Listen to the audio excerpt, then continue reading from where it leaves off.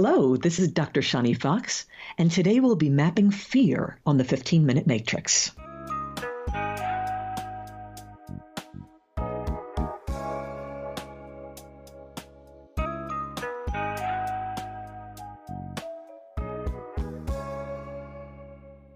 Welcome to the 15-Minute Matrix. I'm Andrea Nakayama, functional medicine nutritionist and your host. This is the podcast that brings you bite-sized insights and lessons on how to use the most important tool in functional medicine and functional nutrition.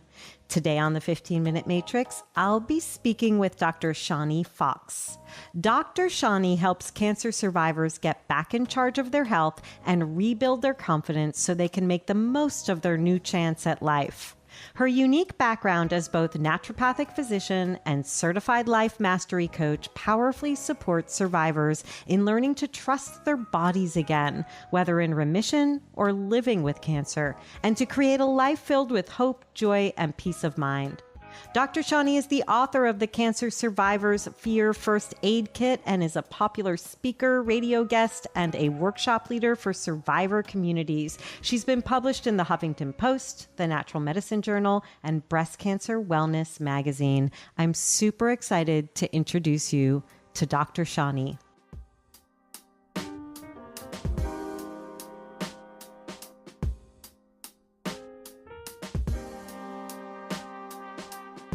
Dr. Shani, welcome to the 15-Minute Matrix. I'm glad to be here, Andrea. I'm super excited to talk to you about this subject, the subject of fear, because I think it's one that all of our patients are going through when they receive a new diagnosis or they're not sure what to do with the signs and symptoms they're suffering from. How do you see fear appear in your practice and with the patients that you serve? My practice is 100% dedicated to cancer patients and survivors.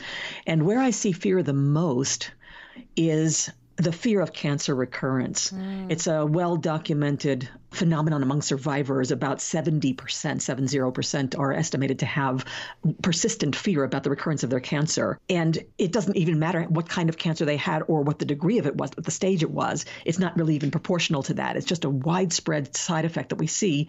In fact, it's probably the most common side effect at 70% of any kind of cancer. It's interesting to think about the fear of recurrence. I'm wondering what you found and what the research shows regarding what the fear is about. Like when we say it's about recurrence, is it about dying? Is it about going through the treatment again because the treatment is so harsh? Is it about leaving children, family?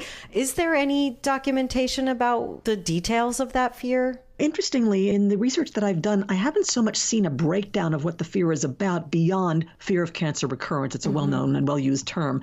If I ask my patients about that, then what they'll say, some of them certainly it has to do with dying, no question about that. And they could even be in good health in saying that.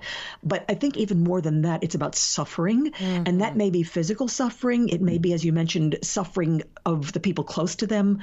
So suffering in its various forms, I think, is what the crux of it is for most people that I work with. Yeah, it's so interesting when we do break that down, because I think that we hold fear in our bodies in ways that we haven't articulated. And it's just like fear, right? It's fear of even the unknown. I've encountered this in my life, certainly with my husband's cancer. What does it look like to die of a brain tumor?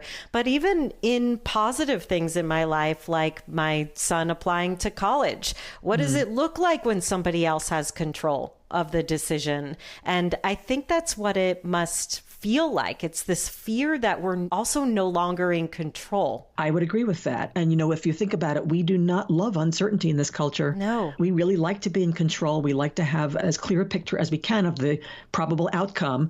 Of course, life is not like that, but that's kind of the cultural way we're trained. So when things get too uncertain, yes, that's exactly it, that people are very concerned about the uncertainty and the lack of control. I often kind of joke with myself, how many times do I need to learn the lesson that I have no control? And it's like repeatedly. The answer is repeatedly. But I'll ask myself, how many times do I need to learn this lesson? So if we look at the physiological impact of fear, Is there a place where it sits in the body? Is there a connection to, let's say, what we would see with certain symptoms, like in the GI tract, that you've seen to be most common? Yes, in terms of what the person perceives in themselves, then it can look like a lot of different things, but there are most definitely some physical symptoms that I have seen many times go along with this.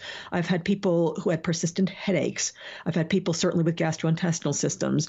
The emotional end of it, I've had people with recurrent panic attacks about this.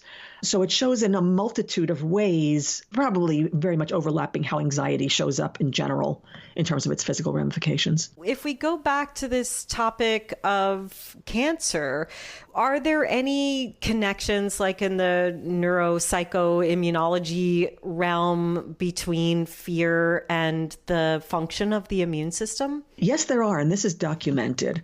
When a person is in high anxiety of any kind, fear would be one form of that anxiety, of course, then you can get effects on your cortisol curve. And flattened cortisol curves are actually connected in research to poorer disease-free survival and greater mortality. They've seen that in metastatic breast cancer patients. They've seen that in lung cancer patients. So yes, that is documented to the extent that fear affects our physiological fear handling mechanisms. Then yes, it does have some very significant ramifications in terms of our ability to withstand the disease. When we look at the central part of the functional nutrition matrix, the soup, if you will, is there anything else that we didn't discuss that's connected to fear, either an instigator for the fear or being impacted by fear? Well, I can use an example I just ran into yesterday. I was speaking to a client who is a survivor of a female reproductive cancer, endometrial cancer. So she had significant surgery and treatment in that area. She's had a lot of pain since the surgery, and all checkups have discovered nothing particularly wrong. It's not something that shows very much in labs or on the surface. But what she's noticing now as we work together is that when she is anxious, the pain is a good deal worse. So it does tend to exacerbate perhaps existing symptoms, including pain. Right. When we think about the kind of neurochemical milieu, that tightening is impacting so much more in the body. Let's talk a little bit about how you address fear with your patient population. I know you have some beautiful ways of doing this. Can you walk us through some of the go-tos when we see people riddled with fear? Certainly. I think in alignment with most of natural medicine, I have a short-term plan and a long-term plan. People come in, sometimes they're suffering, symptoms or whatever. So we want to give them some relief if we can while not masking the long-term problem. In the short term, one of the most beautiful things to start with really is just simply breathing. It sounds almost too simple to be true, but this very same client I just spoke about finds that when she does some deep breathing, the edge comes off her pain right away. It's not a be-all and end-all, but it definitely helps with the level of pain, and certainly, of course, then gives her more time to think or decide what she wants to do next.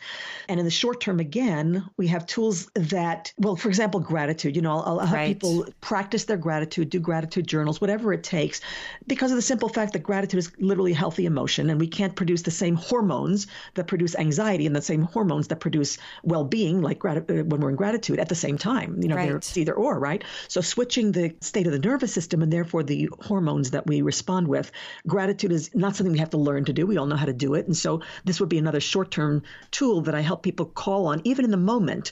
If they're having, a bit of panic about something, just let's get present right now. What am I grateful for right in this minute? Because chances are in this moment, I'm actually fine. I'm just imagining scenarios that aren't fine.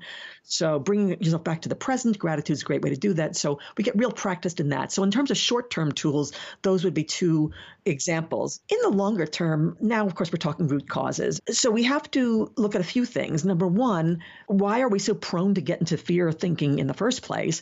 And of course, it's not hard to see why. I mean, our society, if you look at the news, we can see that we're very attracted to worst-case scenarios and we tune in regularly to them. And so we're kind of trained to look for the worst and to be in caution a lot by various outside influences. So it's a matter of, in the long term, helping a person come back to their internal locus of control.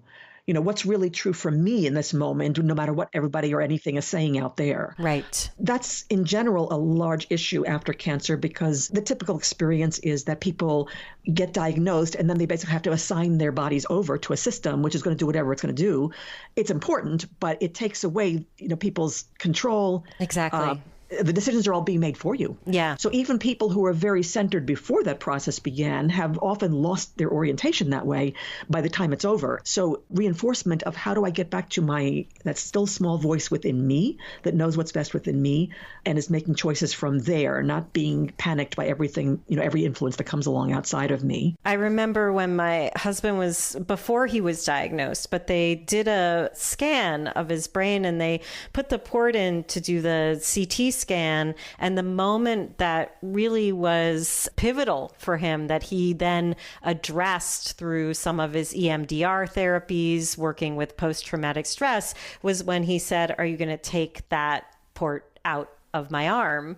And they said, "No, we'll leave it in." And at that moment, he knew that he was their property, that the hospital had access to him. And it was then that piece, that moment that he had to work through of the fear that came up of being somebody else's property. Yeah, that's a beautiful way to describe it, actually. Yeah, that access that they have to your body, it's no longer, what other time in life are we that accessible to anybody's intervention at any time? And of course, that's going to result in fear. Yes, and the interesting thing is that when the treatment is over, and let's say they take the port out and whatever else goes with that, all of a sudden, boom, that access stops just almost within moments.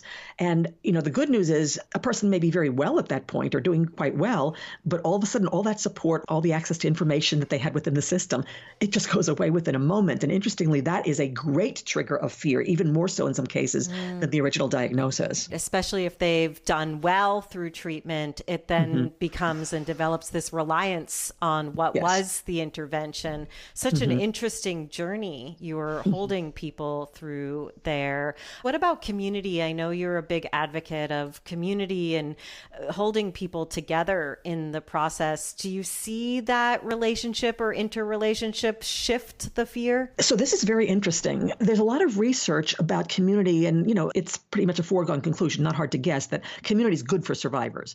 But it's not just being among people or even among other survivors, although there tends to be some comfort in having people to talk to that have been through what you've been through. So that can be helpful in terms of empathy. But the actual progress that a survivor makes in terms of getting out of the fear in particular happens when they feel supported. They have to feel deeply supported. They can't just be in the support group, for example. They have to feel deeply heard and supported.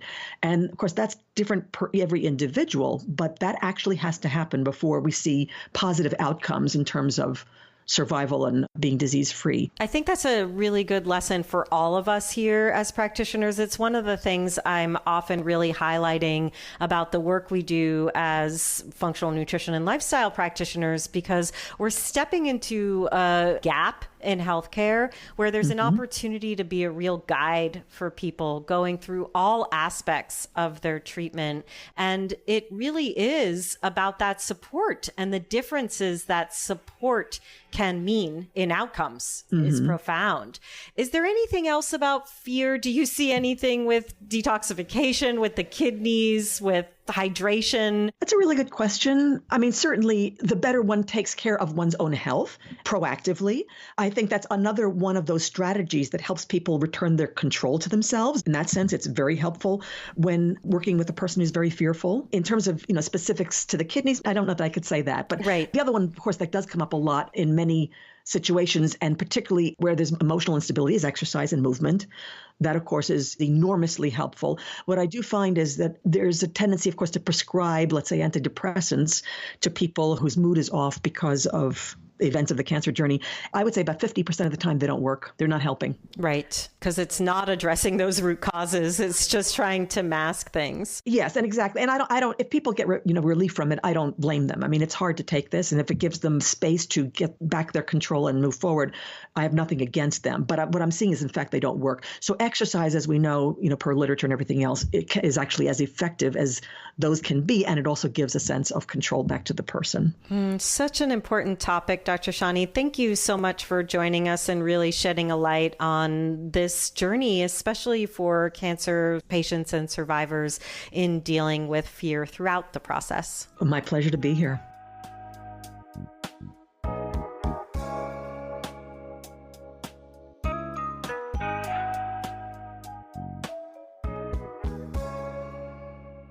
The 15-Minute Matrix is brought to you by me, Andrea Nakayama, and the Functional Nutrition Alliance. The 15-Minute Matrix team includes music by my son Gilbert Nakayama and Carla Schaefer on sound production, as well as Renee Hunt, Natalie Merrill, and Christine Shook. You can visit us and hear more episodes at 15minutematrix.com. And if you'd like to be notified each time there's a new podcast episode, please go to 15minutematrix.com/notify. We'll be sure to drop into your inbox with a super short reminder that a new episode is ready and waiting for you. You also have an open invitation to email us. We want to know who you'd like to hear on the podcast. Maybe that's you. And what you'd like to see mapped on the 15-Minute Matrix. Maybe you have a specialty you want to share. You can email us anytime, day or night at ask@15minutematrix.com.